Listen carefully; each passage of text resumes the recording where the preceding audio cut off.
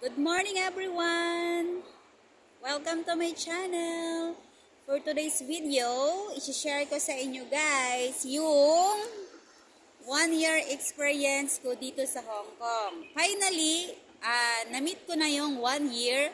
Kumbaga, na-arouse ko na yung homesick feelings bilang isang first-timer DH dito sa Hong Kong. Kasi guys, kapag bago ka pa lang dito sa abroad, mararamdaman mo talaga yung tinatawag nilang homesick na maiiyak ka na lang sa gabi habang nagpipray. So, ganun tayong mga nasa abroad. Masyado tayong madamdamin. Kaya sa gabi na lang natin binubuhos yung lungkot na nararamdaman natin. Pero, kailangan nating pigilan yan guys dahil kaya tayo nandito sa abroad para sa ating mga mahal sa buhay dyan sa Pilipinas, lalong-lalo na sa mga anak natin na kailangan natin mag-provide para sa kanila. Okay? Kaya tayo nandito sa abroad. For today's video, isi-share ko sa inyo yung 1 year experience ko dito sa Hong Kong. Last time, nag-vlog ako guys about my 9 months. But now, finally, na-achieve ko na yung 1 year and 1 year left, uuwi na tayo. Okay? First is pag-uusapan natin about sa work. Kumusta ba yung work ko sa buong isang taon? I-share ko lang sa inyo guys na bilang isang baguhan dito sa Hong Kong, syempre, malaki yung adjustment natin. In my case, meron po akong alagang baby since born, kaming dalawa na po nagsama. So, nanganak si Madam ng 8. Then, yesterday, March 8, nag-celebrate kami ng first birthday ni baby. Pag may alaga kang baby, guys, actually, yung handa namin kagabi, cake lang. Hindi sila bongga. Hindi ko alam kung kailan sila magkakaroon ng party, but magpa-party daw sila. In terms of my work, i-share ko sa inyo, bilang may alagang newborn hanggang ngayon, 1-year-old na siya. From first month to 6 months guys, puro pa lang siya milk. Then makakagawa ka pa ng trabaho mo kasi pag mga ganyang 1 to 6, lagi pa siyang tulog. Asahan nyo yan. But pagdating ng 7 months to 1-year-old hanggang ngayon, magiging busy yung schedule nyo sa loob ng bahay kasi kakain na siya. Everyday, kailangan mo na magluto ng congee or lugaw, tawag sa atin. Pakakainin mo siya ng lunch tsaka dinner. Siyempre, may kasama pa yung milk. At after mo kay baby, gawaing bahay ka naman guys. Kaya, namamayat na tayo ngayon guys. Dati 60 kilos ako, ngayon 56 na lang. O diba? No diet. Hindi ako nagda-diet kasi sobrang madami yung gawain ko sa loob ng bahay. Hindi lang ako guys yung ganitong DH dito sa Hong Kong na mararanasan nyo po talaga, maghanda kayo kung kayo pupunta dito sa Hong Kong na magtatrabaho kayo ng tuloy-tuloy. Kasi yung work ko from 7 a.m. to 10:30 or 11 p.m. po ako natatapos. Halos tuloy-tuloy na yan guys. Then, pagdating naman ni Madam sa gabi, syempre, siya naman yung ipagluluto mo. Then, kapag naipagluto mo na si Madam, babalik ka na naman sa baby para bantayan mo. Ganun yung routine ko dito sa Hong Kong. Kaya asahan nyo po, maging ready kayo, maging prepare kayo. Kung talagang porsigido kayong pupunta dito sa Hong Kong, dapat hindi nyo lang gusto. Talagang magporsigi kayo at kailangan nyo pong magtiyaga. Okay? Dahil hindi mahirap, dahil hindi madali yung trabaho mo bilang DH dito sa Hong Kong. Talagang tuloy-tuloy yan. Mga nagkikwentuhan kami ng mga kasister ko sa church na halos pare-parehas kami ng sitwasyon. Yung iba nga ay hanggang 12. So, ganun. Sobrang busy naming mga domestic helper dito sa Hong Kong. Okay? So, next natin pag-usapan sa 1 year ko dito is about salary. Kumusta ba yung pagpapasahod ng employer ko? Yung employer ko guys ay cash akong sumasahod sa kanila on time. So never sila nadidelay ng sahod nila para sa akin. Kung 30 or 31 that time kailangan ko sumahod at nagpapasahod sila sa akin. Saan napupunta yung salary ko? May ipon na ba ako sa loob ng isang taon ko dito sa Hong Kong? Actually, sa totoo guys, wala akong open account. Wala akong savings money sa bangko dahil nga wala naman akong open account. Ang salary ko po ay napupunta sa investment. Meron akong kinuhang bahay na through Pag-ibig siya guys. Then, sinalo ko siya. Then, pinapaupahan namin siya ngayon. Kasi, meron na akong sarili kong bahay through Pag-ibig. Then, one of my friend, pinasalo niya yung kanyang bahay. Then, meron naman kaming attorney na katibayan na nasalo ko yung bahay. Kaya yung bahay ngayon guys ay may naupa na. At least yung pera ko ay nandoon lang sa bahay at tumutubo. Kasi yung value ng lupa at bahay ay tumataas. So, meron akong isang investment doon sa subdivision namin. And then, about my salary, kayo guys, kung meron kayong mga utang, bago kayo pumunta dito sa Hong Kong, so please lang, i-priority din po natin silang bayaran kasi ganun yung ginawa ko guys. Kahit monthly ay binabayaran ko siya ng paunti-unti, sample 5,000, 10,000, so ganun. Ganun ko nababudget yung salary ko. Then, sa salary ko guys, nagdideduct din ako ng 10% tithing para sa church namin. Then, the rest para sa family. And, syempre, budget ko dito sa Hong Kong. Yung budget ko dito guys sa Hong Kong, mahigpit kong hinahawakan yung aking budget. Dahil, kung hindi ka marunong humawak ng budget, kung gastos ka lang ng gastos, walang mangyayari. Talagang mauubos yung pera mo. Ako in my case, for my 1 year dito sa Hong Kong, nami-maintain ko na yung budget ko ay 300 to 500 Hong Kong dollars monthly lang po. Yung binabudget ko para sa sarili ko, pero hindi po ako nagugutom guys. Hindi tipid sa pagkain dahil yung aking mga boss ay pinapabaunan nila ako ng pagkain. So, ipapakita ko sa inyo kung ano yung padala nila sa akin ngayon. Tcharan! So, ito yung padala sa akin ng mga employer ko ngayon. Meron akong 2 lunch box. Kaya sobrang tipid at sobrang blessed sa aking employer. Then, meron pa silang pabaon guys. Ito. Yan. Meron akong orange. Meron akong apple. Kaya walang problema sa pagkain ko kapag ako ay nag-day off. Okay? Alam niyo na kung saan napupunta yung aking salary bilang isang DH dito sa Hong Kong. Tipid-tipid lang tayo at syempre, proper budget po tayo. Next is pag-usapan natin about my health for 1 year. Kumusta ba yung naging kalusugan ko dito sa Hong Kong sa loob ng 1 year? So, bilang isang tao lang tayo, hindi natin maiiwasan na dadapuan po tayo ng karamdaman dahil sa sobrang pagtatrabaho, sobrang pagod. So, i-share ko sa inyo about my health na na-experience ko dito sa Hong Kong na possible din na ma-experience nyo dahil sa paninibago natin sa klima nila dahil iba yung weather sa Philippines. Then, pagdating mo dito sa Hong Kong, maninibago talaga tayo. About my health,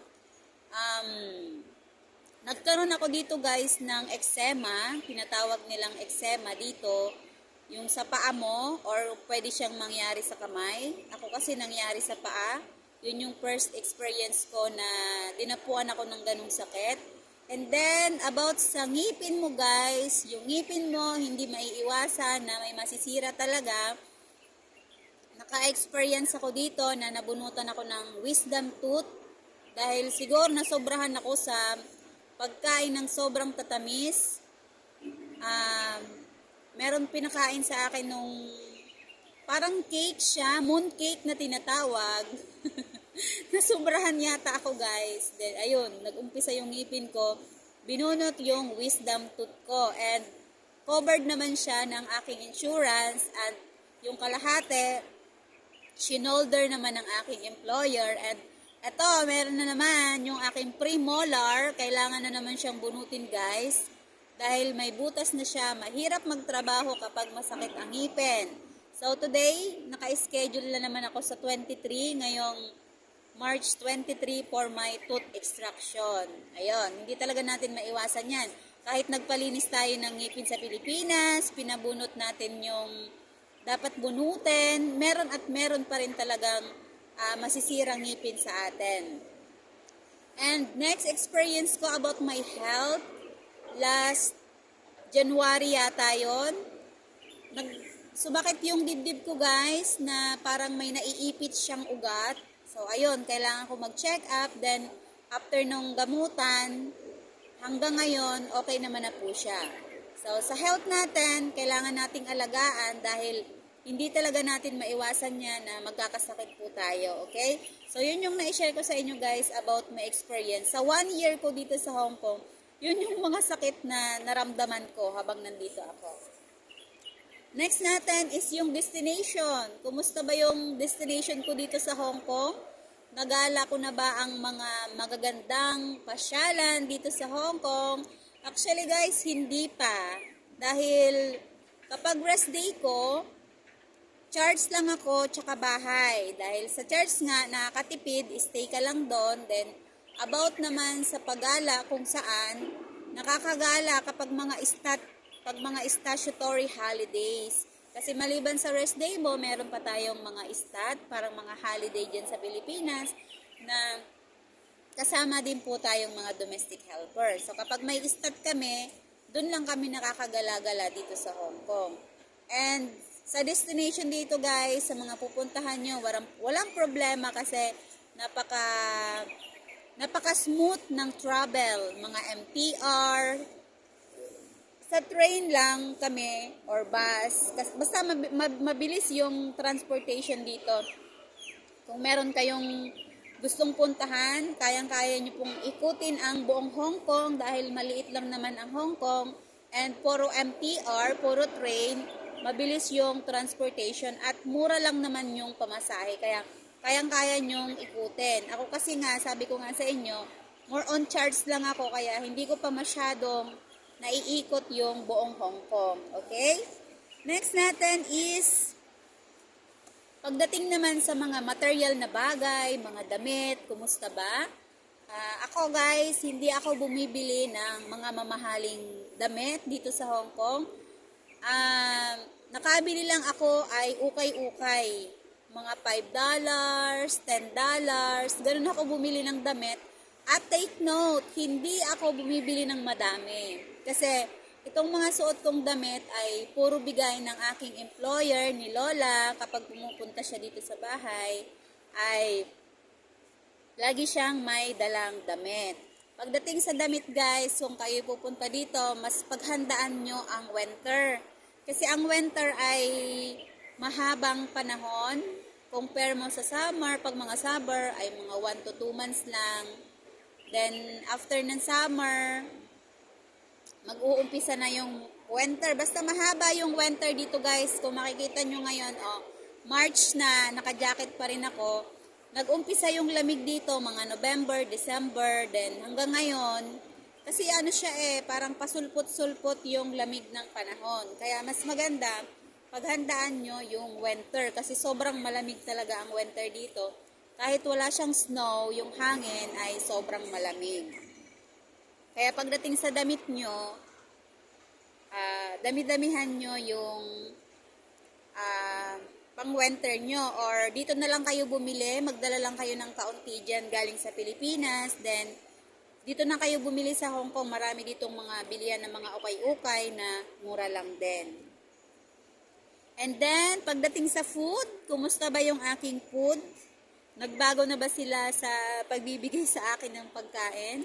So actually guys, from beginning until now na 1 year na ako sa kanila ay masagana pa rin po ang aking pagkain dito sa Hong Kong. Marami silang magbigay ng food. Pagdating sa fruits, sagana ako sa fruits, walang problema. Pagdating sa breakfast, ano yung breakfast ko? Ang breakfast ko ay oatmeal. Meron akong oatmeal or si Lola, dinadalhan niya ako ng mga Ovaltine, yan, yung mga drinks, then mga crackers, so yun yung bine-breakfast ko. Then, pagdating sa lunch, hindi na ako nagluluto ng lunch dahil si Sir, meron siyang tinitake out galing sa company nila, sa kanilang canteen. Yun yung kinakain ko from Tuesday to Friday. Then, pag Monday, noodles ako pag Monday, guys. Noodles, Monday lang ako noodles, then nilalagyan ko siya ng egg. Kasi pag Sunday, walang dalang ulam si Sir dahil wala siyang trabaho. Kaya pag Monday lang ako naka-noodles. Hindi gaya sa mga iba nating mga kakilala dito sa Hong Kong na halos puro noodles daw sila, ulam, pang lunch, pang dinner. So parang hindi ko kaya yung ganong pagkain.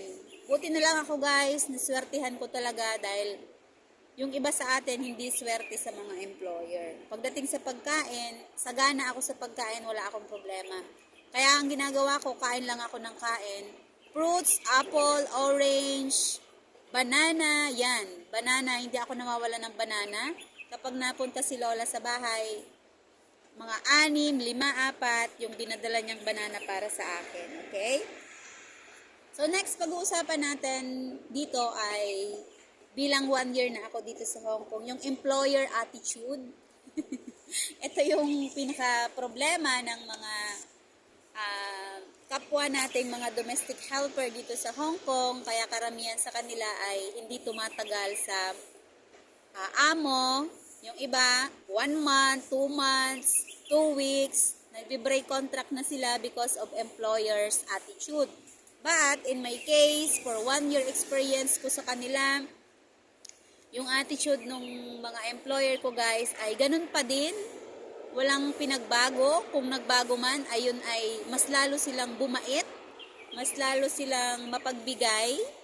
Yun yung attitude ng employer ko guys. And never pa nilang sinaktan yung aking damdamin.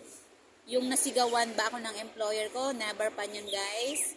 Pinagalitan ba ako ng bonggang-bongga? So never ko pang na-experience. And ayaw kong ma-experience yung mga ganyang bagay kasi very emotional ako, mabilis ako masaktan. Hindi ko alam ang gagawin ko kung ma-experience ko yung ganong bagay na masigawan. Yung iba, sinasabihan daw sila ng stupid, kung ano man yung mga bad words.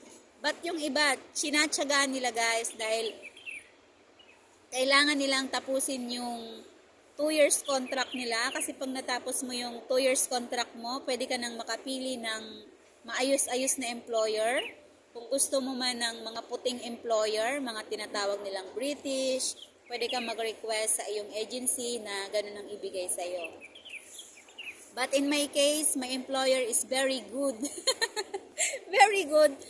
Napakababait nila guys, and sabi ko nga sa inyo dati, magkakaedad lang kami. Sila ay 34, 35. So, ako ay 34. Then, ako yung first nilang katulong. Kaya, napakaswerte nung mga first domestic helper na kayo yung unang magiging katulong nila. Dahil wala silang i-compare kung kanino man na mga nanauna. At ito lang masasabi ko guys na kapag nakikita nilang inaalagaan mo ng mabuti yung kanilang mga anak, 100% aalagaan din nila kayo ng maayos. Okay? Then, kung kayo man ay nakakaranas ng hindi maganda sa inyong employer, kailangan nyong pagtiyagaan yan dahil pasasaan ay lalambot din yung kanilang mga damdamin. Kasi meron akong na-meet before na 26 years na siya sa kanyang amo and na-experience niya din sa mga unang araw niya, mga unang buwan, unang taon na hindi maayos yung nakikitungo sa kanya. Pero but now, tingnan mo, umabot siya ng 26 years for one employer at sobrang babait na daw sa kanya nung mga employer niya. Kasi sila guys, nag-a-adjust din sila. Siyempre, bago tayo sa kanila, kinikilala din nila yung mga kilos natin, paano tayo magtrabaho. Parang ganun din. Parang kailangan kilalanin ng isa't isa kung ano yung ino-observe natin sa kanila, ganun din po yung ino-observe nila sa atin. Para makita nila kung paano ba makukuha yung loob natin, paano ba natin makukuha yung loob nila. So, kailangan lang ng pag-o-observe. Okay? So, ayan na guys, napahaba na yung sharing ko sa inyo about my 1-year experience here in Hong Kong. So, sana may natutunan kayo sa mga na-share ko sa inyo ngayong araw na to dahil rest day ko.